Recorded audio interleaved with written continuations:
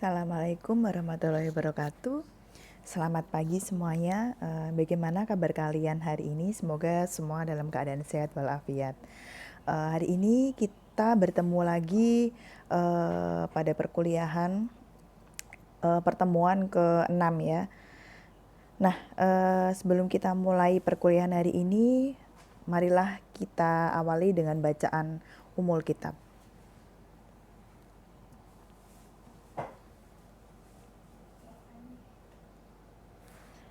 Alhamdulillah. Baik, di pertemuan ke-6 ini kita nanti akan membahas tentang identitas dan integrasi nasional sebagai karakter bangsa.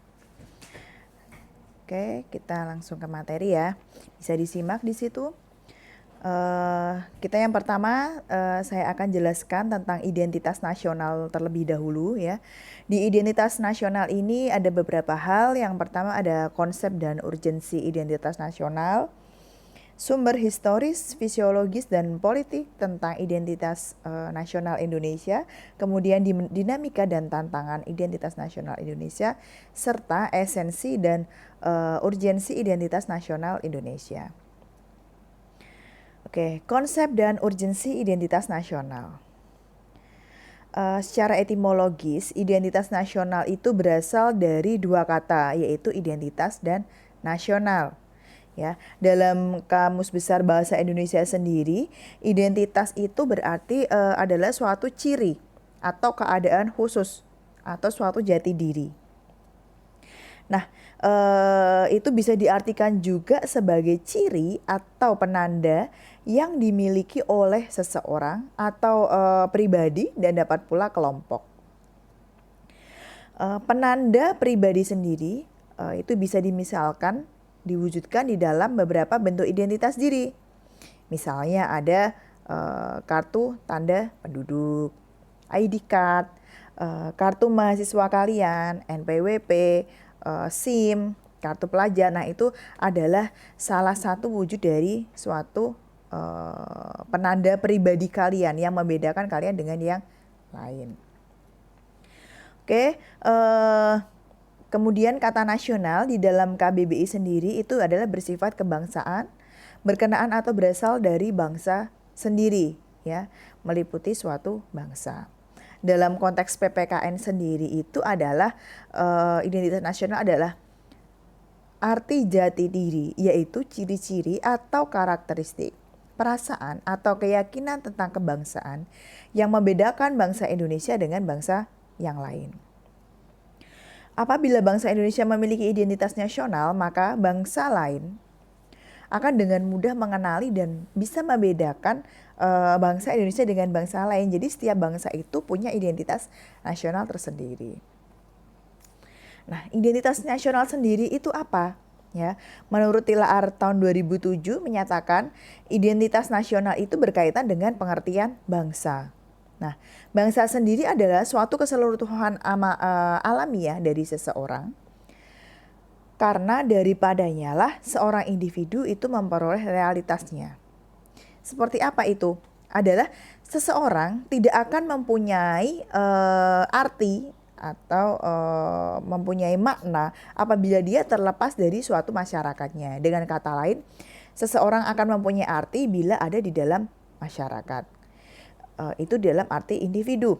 Kemudian di dalam konteks hubungan antar bangsa, seseorang dapat dibedakan karena nasionalitasnya, sebab bangsa menjadi penciri yang membedakan bangsa satu dengan bangsa yang lain. Lalu identitas nasional bagi bangsa Indonesia juga sangat ditentukan oleh ideologi yang dianut dan norma dasar yang dijadikan pedoman untuk berperilaku. Ini ciri yang membedakan antara bangsa Indonesia dari bangsa yang lain. Identitas nasional sendiri itu dapat diidentifikasi baik dari sifat lahiriah yang dapat dilihat maupun dari sifat batiniah yang hanya dapat dirasakan oleh hati nurani. Nah, bagi bangsa Indonesia, jati diri itu dapat tersimpul di dalam ideologi dan konstitusi suatu negara. Ya. Apa ideologi dan konstitusi negara kita? Ideologi kita adalah Pancasila. ya. Konstitusi negara kita apa? Undang-Undang Dasar 1945. Lalu apakah Pancasila dan undang-undang itu telah terwujud di dalam segenap pengetahuan, sikap, dan perilaku manusia Indonesia? Ya, ini bisa kita lihat dari tercermin dari apa yang terjadi di masyarakat sekarang ini. Apakah sudah bersikap sesuai dengan Pancasila? Apakah sudah melaksanakan amanat Undang-Undang Dasar 45 sesuai dengan norma-norma yang berlaku? Ya. Kemudian Pancasila merupakan identitas nasional Indonesia yang unik. Bukan hanya identitas dalam arti fisik dan simbol, layaknya seperti bendera, lambang, dan lainnya, Pancasila juga merupakan identitas secara non-fisik, atau lebih tepat dikatakan bahwa Pancasila adalah jati diri bangsa.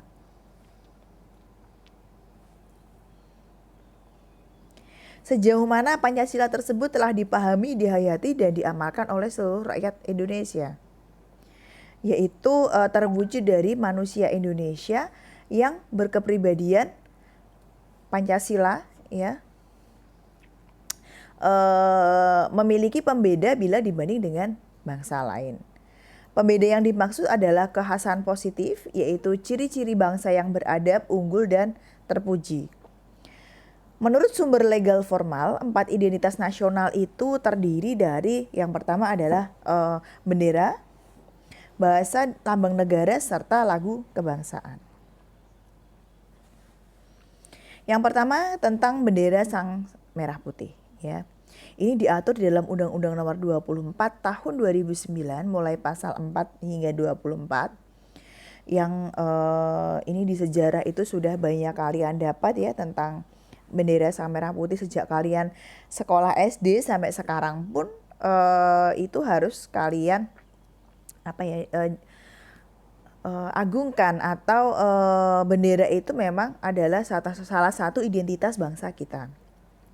Kemudian dikibarkan pertama kali pada tanggal 17 Agustus 45, namun telah ditunjukkan pada peristiwa Sumpah Pemuda tahun 1928.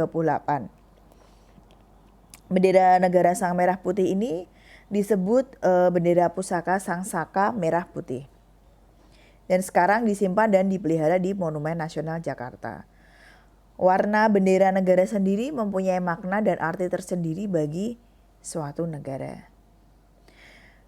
Kenapa sih bangsa Indonesia memilih warna merah dan putih sebagai warna bendera negara? Ada yang tahu arti merah itu apa, putih itu apa? Itu sering sekali keluar di dalam soal ujian ya. Saya tidak perlu menjelaskan lagi karena saya rasa kalian sudah paham itu.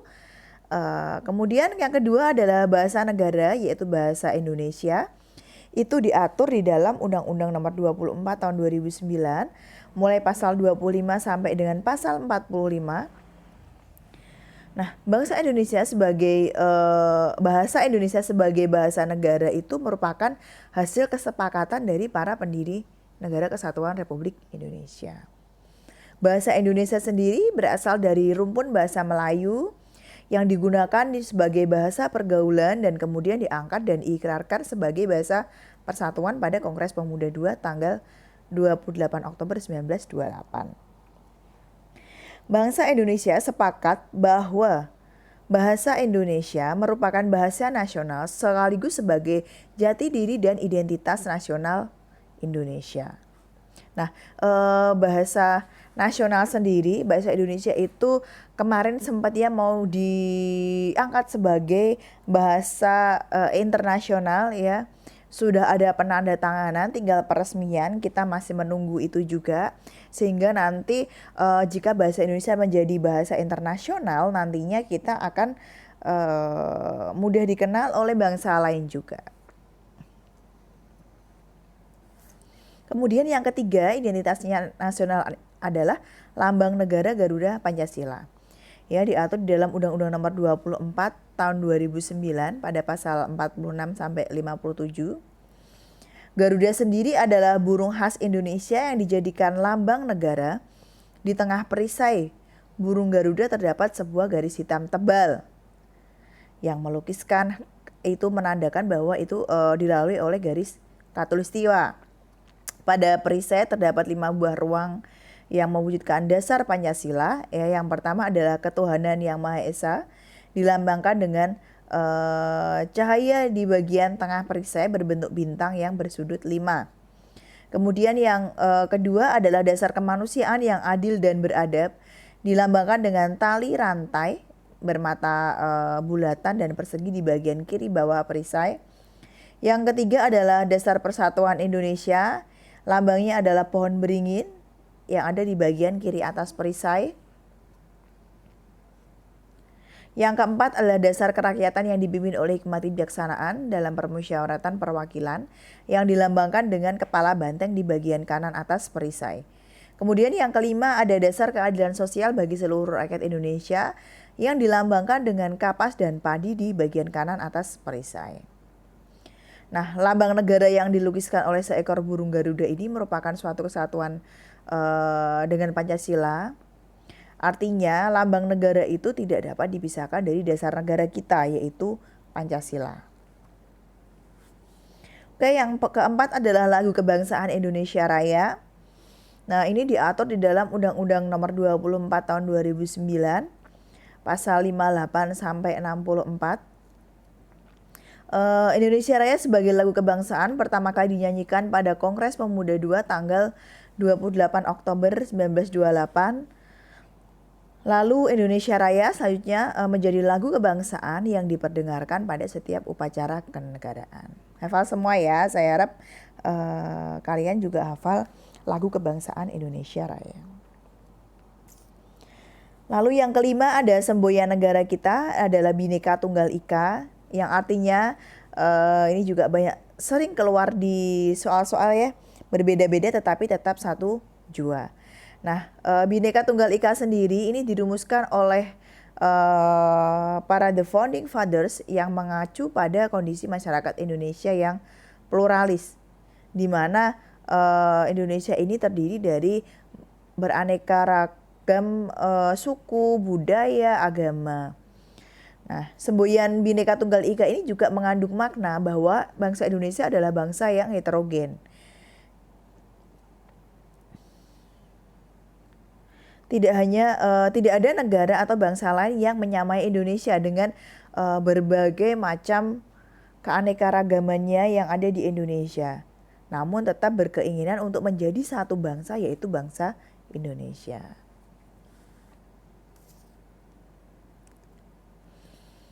Kemudian dasar falsafah negara Pancasila, ya. Pancasila itu memiliki sebutan atau fungsi dan kedudukan di dalam sistem ketatanegaraan Indonesia.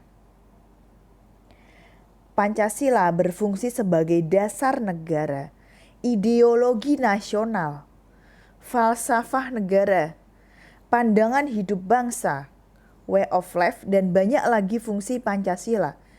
Jadi apabila ada yang menyatakan bahwa Pancasila itu sangat bertentangan atau tidak sesuai dengan karakter orang atau falsafah negara Indonesia, itu sangat salah besar.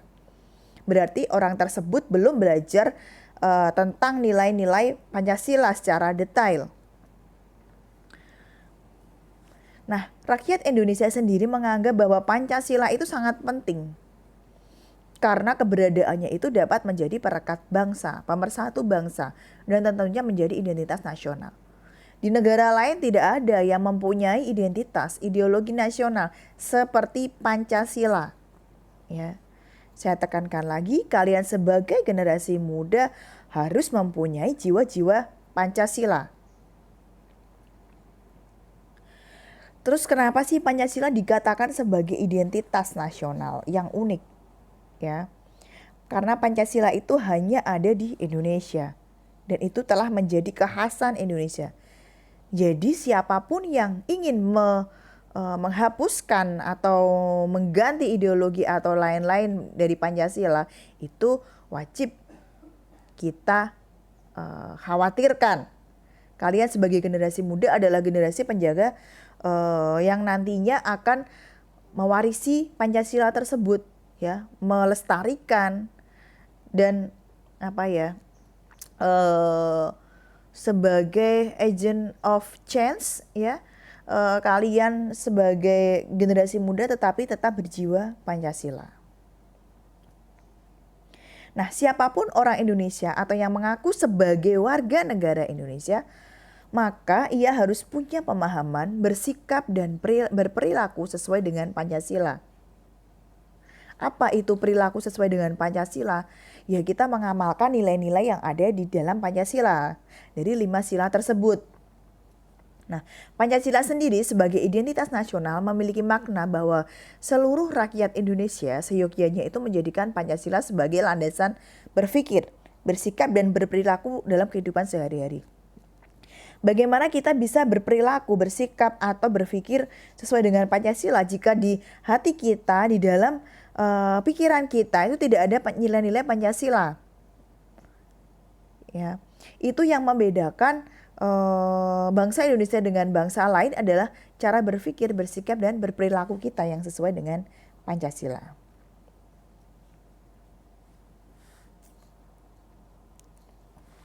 Kemudian tantangan identitas nasional itu apa saja? Ya, kalau kita lihat di kehidupan sehari-hari kita, ya, itu banyak sekali. Yang pertama adalah lunturnya nilai-nilai luhur dalam praktik kehidupan berbangsa dan bernegara. Contohnya, dulu yang gotong royong itu sudah banyak dilaksanakan, sekarang sudah rendah sekali untuk semangat untuk gotong royong. Ya, kepatuhan hukum, kepatuhan membayar pajak, kesantunan, kepedulian, dan lain-lain. Misal kita sedang naik bus ya, ada orang tua yang berdiri.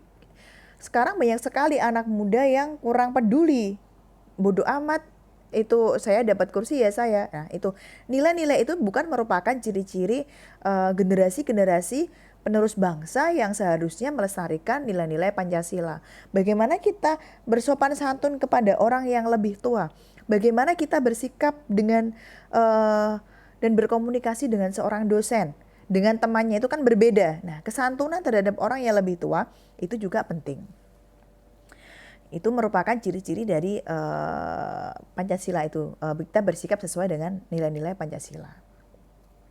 Kemudian nilai-nilai Pancasila juga ada beberapa yang belum menjadi acuan sikap dan berperilaku sehari-hari. Ya, namanya juga kita orang banyak, nggak mungkin semua bisa melaksanakan perintah Pancasila. Misalnya ada perilaku jalan pintas, tindakan serba instan, mencontek, plagiat, tidak disiplin, tidak jujur, malas, lalu kebiasaan merokok di tempat umum. Nah, itu kan tidak mencerminkan sikap dan perilaku yang baik. Kemudian rasa nasionalisme dan patriotisme yang memudar. Ya. Itu contohnya apa, Bu? Yaitu lebih menghargai dan mencintai bangsa asing. Wah, saya lebih senang pakai produk luar negeri nih. Saya males nggak keren kalau pakai produk dalam negeri di Indonesia. Itu adalah hal-hal yang salah, ya. Itu nasionalisme kita kurang. Kita tidak bangga terhadap prestasi bangsa sendiri, lebih bangga dengan produk-produk yang asing. Nah, patriotisme juga sama seperti itu. Lalu lebih bangga menggunakan bendera asing daripada bendera merah putih. Ya, lebih bangga menggunakan bahasa asing daripada menggunakan bahasa Indonesia. Ini juga efek dari globalisasi. Kita boleh mengambil yang baik, namun jangan sampai melupakan budaya kita sendiri. Kemudian menyukai simbol-simbol asing daripada lambang atau simbol bangsa negara sendiri. Ya, simbol bangsa asing, misalnya kita lebih sering posting karena dianggap keren. Berbeda, kita jarang posting Pancasila ya. Garuda Pancasila kita posting kan jarang sekali ya. Menganggap bahwa itu kuno, padahal bukan, itu nilainya yang sangat filosofis dari Pancasila. Nah, saat ini Pancasila sulit dan dimarginalkan di dalam semua kehidupan masyarakat karena ada beberapa hal ya. Pancasila dijadikan sebagai kendaraan politik. Ya, yang pertama, yang kedua, adanya liberalisme politik dan lahirnya desentralisasi atau otonomi daerah. Nah, ini kesimpulannya, ini untuk kalian baca nanti itu terkait dengan identitas nasional tadi. hanya untuk meringkas dan memudahkan kalian. Lalu kita masuk ke integrasi nasional sebagai parameter persatuan dan kesatuan bangsa. Oke, sebuah negara atau nation state itu dihadapkan pada upaya sebagaimana menyatukan keanekaragaman orang-orang yang ada di dalamnya agar memiliki rasa persatuan, kehendak untuk bersatu dan secara bersama-sama bersedia membangun kesejahteraan untuk bangsa. Bagaimana negara-negara bisa membangun jika orang-orang yang ada di dalam negara tersebut tidak mau bersatu? Tidak memiliki perasaan sebagai satu kesatuan dan tidak bersedia mengikatkan diri sebagai suatu bangsa. Itu namanya integritas, ya. Suatu negara atau bangsa itu membutuhkan persatuan untuk bangsanya. Ya. Jadi membutuhkan suatu persatuan atau keterkaitan yang dinamakan integrasi nasional. Nah, negara atau bangsa yang mampu membangun integrasi nasionalnya itu nanti akan memperkokoh rasa persatuan dan kesatuan yang ada di dalamnya. Nah, integrasi nasional sendiri merupakan satu tolak ukur persatuan dan kesatuan bangsa. Kalau integrasi nasionalnya baik, berarti bisa diukur tingkat persatuan dan kesatuan bangsanya.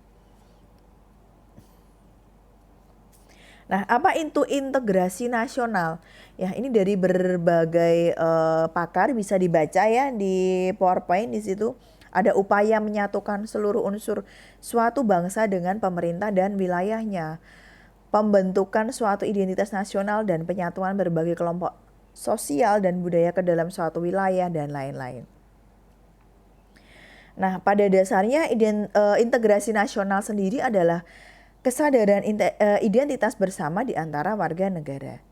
Meskipun kita punya kasta yang berbeda, agama yang berbeda, suku yang berbeda, bahasa daerah ya yang berbeda, kita mengakui bahwa kita semua satu. Di mana integrasi ini sangat penting di dalam pembangunan suatu bangsa agar bangsa tersebut menjadi kuat dan makmur. Nah, Myron Weiner dalam Ramalan Unsur Bakti itu menyatakan bahwa lebih cocok menggunakan istilah integrasi politik daripada integrasi nasional. Ya. Kalau integrasi politik sendiri itu adalah penyatuan masyarakat dengan sistem politik. Itu ada 5 jenis ya, ada integrasi bangsa, integrasi wilayah, integrasi nilai, integrasi elit massa, dan integrasi tingkah laku. Integrasi bangsa itu apa? Yaitu proses penyatuan berbagai kelompok budaya dan sosial dalam satu kesatuan wilayah dan dalam sebuah pembentukan identitas nasional.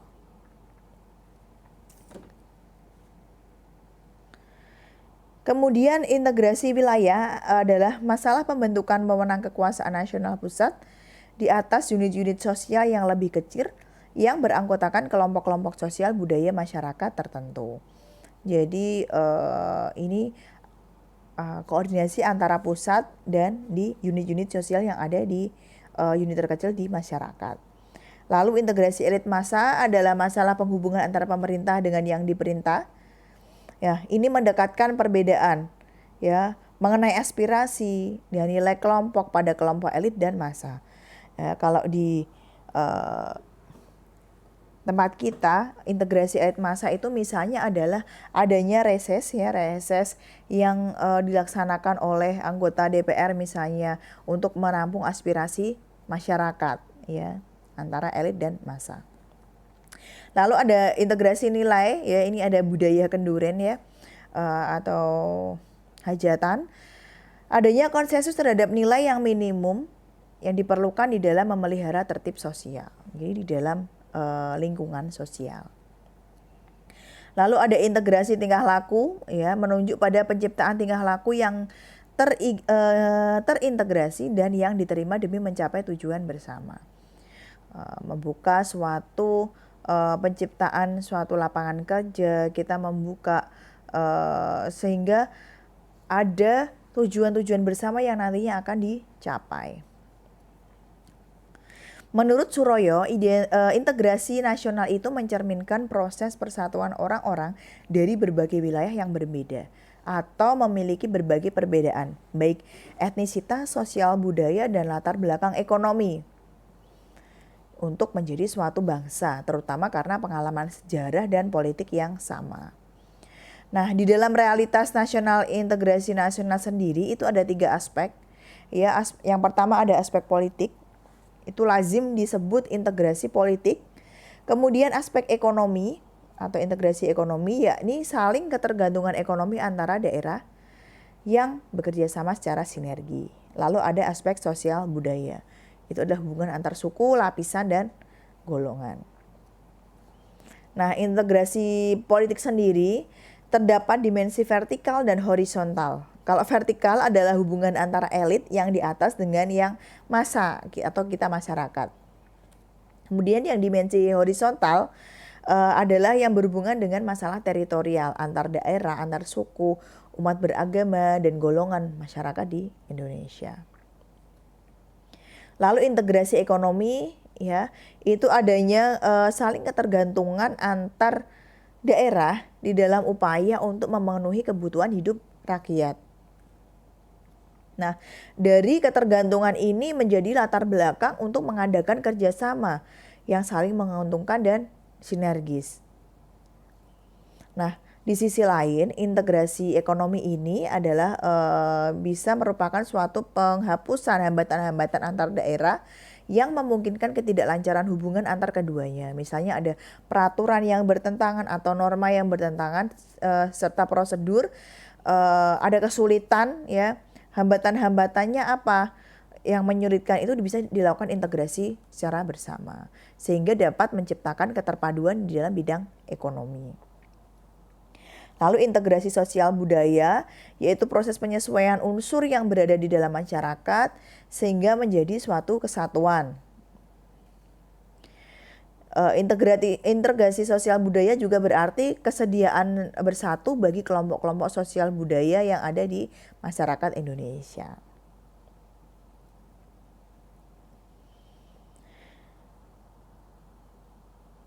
Kemudian negara-negara baru seperti Indonesia pula, walaupun bukan negara baru, itu membangun integrasi juga menjadi suatu tugas penting, ya. Karena zaman dulu itu, pada zaman Belanda itu tidak pernah memikirkan tentang perlunya membangun kesetiaan nasional dan semangat kebangsaan pada rakyat Indonesia. Nah, jadi setelah kita merdeka, kita juga perlu menumbuhkan rasa kesetiaan nasional melalui pembangunan yang berintegrasi secara nasional. Nah, tuntutan integrasi ini juga menjadi masalah, bukan hanya pada saat pemerintahan Belanda sebelumnya, ya.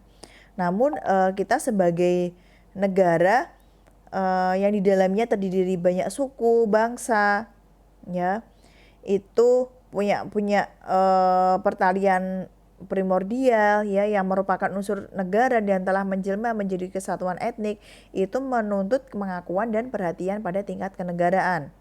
Ikatan dan kesetiaan etnik sendiri itu adalah sesuatu yang alami, primer, dan kesetiaan nasional yang bersifat sekunder. Bila ikatan etnik tidak diperhatikan, maka akan segera kembali kepada kesatuan asalnya. Makanya kok kenapa sekarang gencar diadakan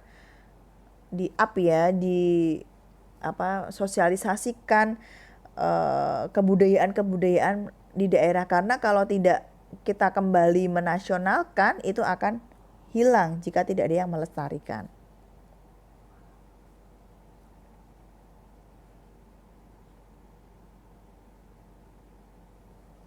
Nah, dari keragaman etnik dan ikatan primordial ini bisa membangun integrasi bangsa semakin penting. Sehingga tidak menyebabkan pecah belah negara kita karena hal-hal tersebut. Oke, kita skip aja yang ini. Nah, selain integrasi itu juga ada disintegrasi atau ini lawannya dari integrasi. Ya, artinya adalah ketidakpaduan, keterpecahan di antara unsur-unsur yang ada. Ini yang bisa menyebabkan konflik atau perseteruan dan pertentangan di negara kita.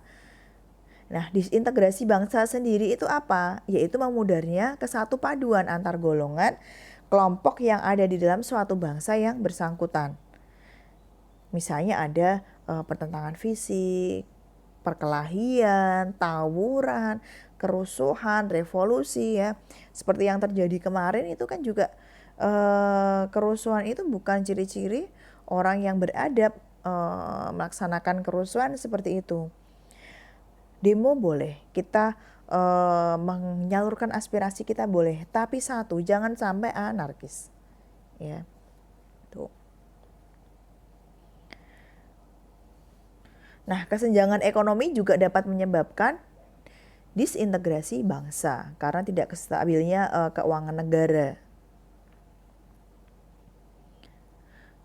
Nah, kita menggali sumber histori, sosiologis, politik, dan tentang integrasi nasional.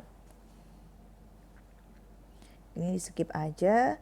Nah, perkembangan sejarah integrasi di Indonesia, bangsa kita sudah mengalami pembangunan integrasi sebelum negara Indonesia itu merdeka.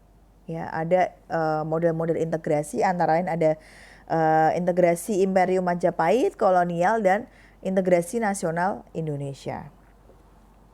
Ya, ini pada zaman dulu nanti bisa dibaca bagaimana model integrasi Imperium Majapahit, integrasi model kolonial, dan integrasi nasional Indonesia.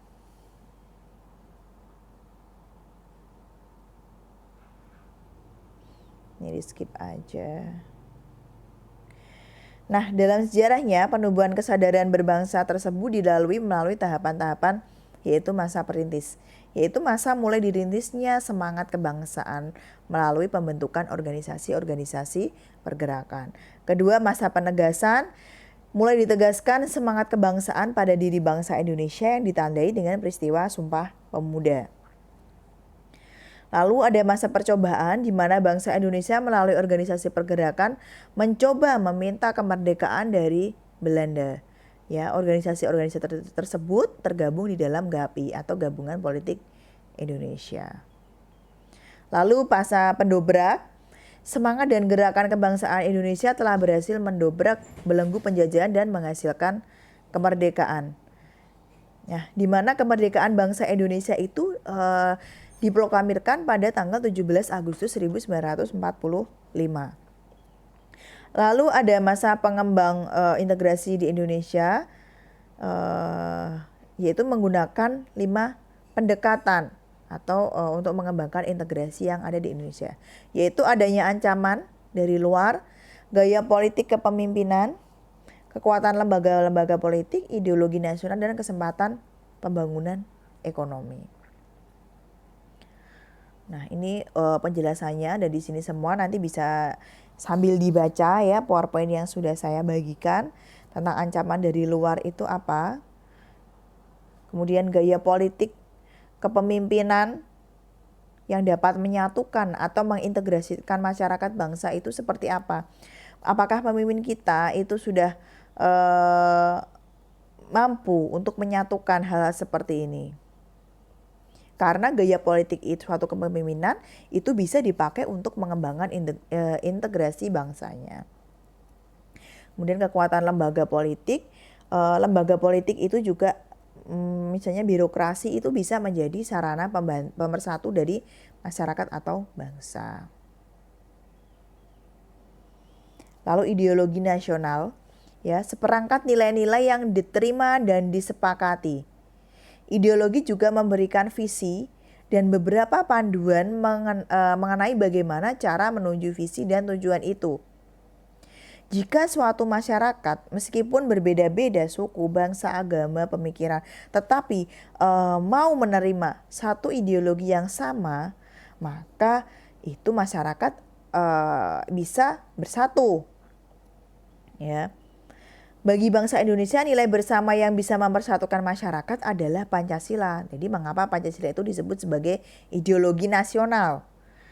Ya, Pancasila adalah nilai sosial bersama yang bisa diterima oleh seluruh masyarakat Indonesia.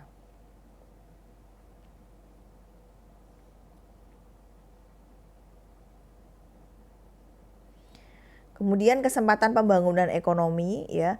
Jika pembangunan ekonomi berhasil dan menciptakan keadilan, maka bangsa tersebut bisa menerima sebagai suatu kesatuan.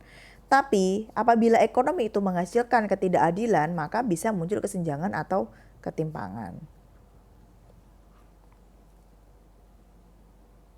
Nah, Sunyoto Usman ya ini juga menyatakan pendapatnya, suatu kelompok masyarakat dapat terintegrasi bila masyarakat dapat menemukan dan menyepakati nilai-nilai fundamental yang dapat dijadikan rujukan bersama.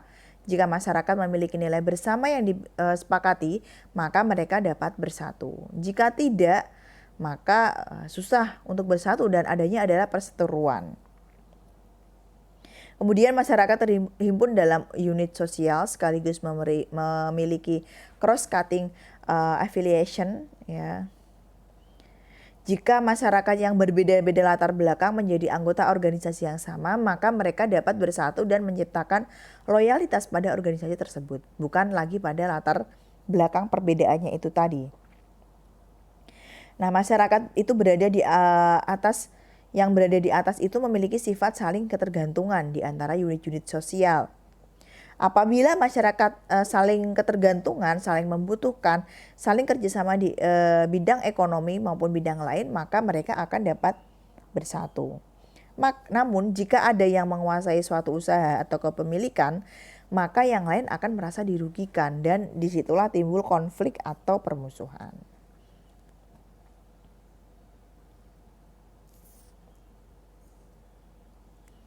Nah, kebijakan strategi yang sebaiknya dilakukan di Indonesia itu apa? Yaitu memperkuat nilai bersama, membangun fasilitas, ya, memperkokoh lembaga politik, membuat organisasi untuk bersama, menciptakan ketergantungan ekonomi antar kelompok, mewujudkan kepemimpinan yang kuat, ya, menghapuskan identitas lokal, membaurkan antara tradisi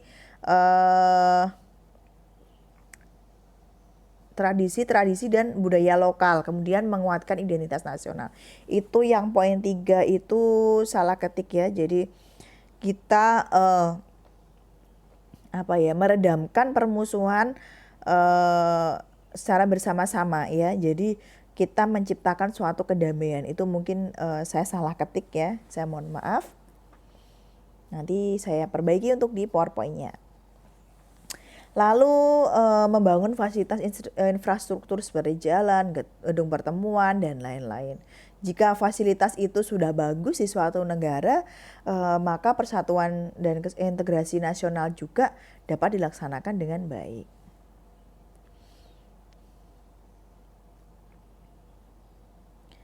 Ini ada beberapa integrasi, dinamika atau tantangan integrasi yang ada di Indonesia.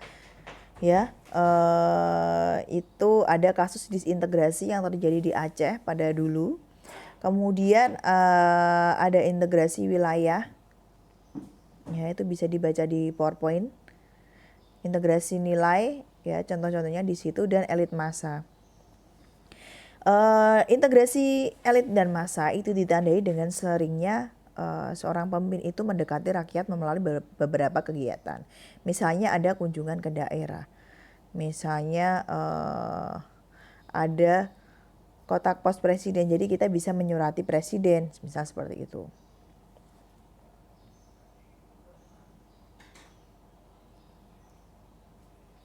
Kemudian integrasi tingkah laku. Kemudian tantangan di dalam membangun integrasi. Ya, di dalam upaya mewujudkan integrasi nasional, tantangan yang dihadapi datang dari berbagai dimensi. Ada dimensi horizontal dan juga vertikal.